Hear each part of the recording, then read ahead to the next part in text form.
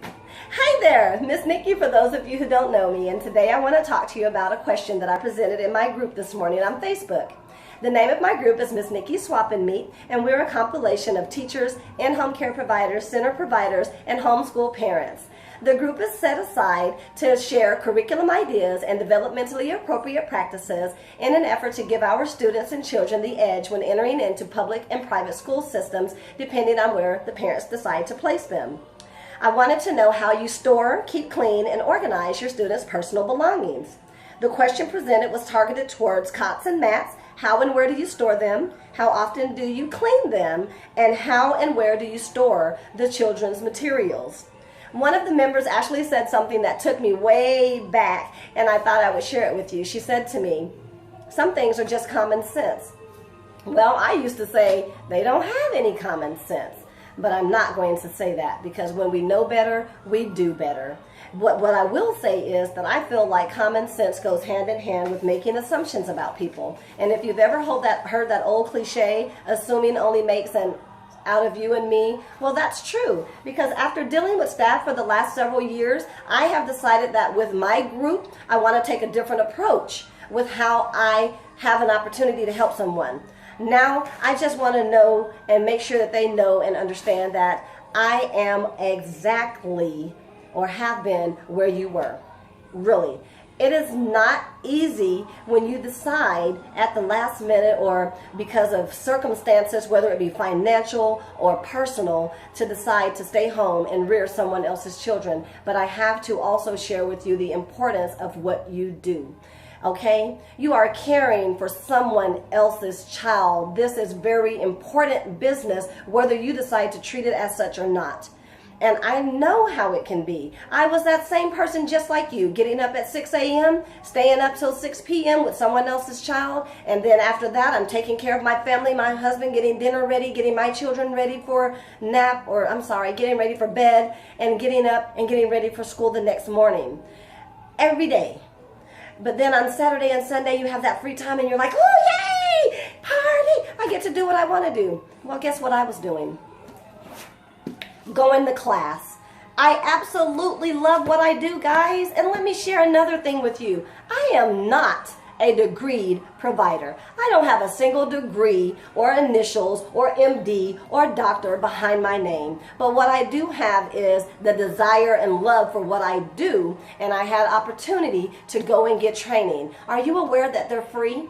Most of the trainings that I have been to are free, guys. They're given by colleges in the area, national accredited groups, organizations you can get with. You can get with the Family Child Care Providers Association.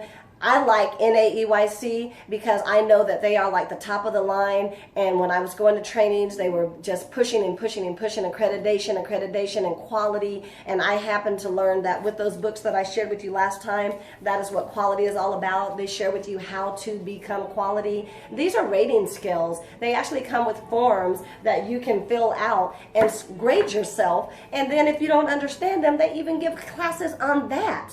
But anyway, backtracking to my initial concern or thought today was on the cots, because I do go to a lot of facilities and in homes, and my intention is not to go in there and be nosy and say that they're not doing what they should be doing. You will never hear me name any center or home child care facility that I've been into. I will simply say that I went and visited the 5-star programs because I strive to be the best at what I do, and it really broke my heart to go into what was considered quality and 5-star and see them with children, majority of their children, like an entire class of children, sleeping on the bare floor, on a towel on the floor with no cover covering them, or just simply sleeping on a mat with nothing on it, just a bare mat. It broke my heart. I was very disappointed because I'm striving to be like you, but yet you just have the stars. You are not actually living the star life. So that is why I presented the question today about the cots and the storage. I'm no better than anyone else. I'm going to keep saying that. But the way that I store my materials does go hand in hand with what NAEYC specifies that we should do, and that's making sure that the items do not touch each other, okay? You're not supposed to have the cots or mats stacked all together, whether you clean them daily or not, touching each other. They're supposed to have their own section. If anything, and you have to have them stacked because of the space that you have available, get you some cardboard boxes and chop them up and put them in between each mat so they're not actually touching, and number them so that the students are using a different one each time, or not using a different one each time. And then they're supposed to have, guys, a top and a bottom cover. They're supposed to have something covering it, whether you cleaned it or not, it doesn't matter. They're supposed to have a fitted sheet on that. And if you don't have fitted sheets, or the parents aren't sending them, big beach towels work great. Throw a towel on it, okay? And then cover them up with something. If it's too hot, cover them up with a very thin sheet. If they don't want it, they will kick it off. But it is actually a state regulation that they have a top and bottom cover.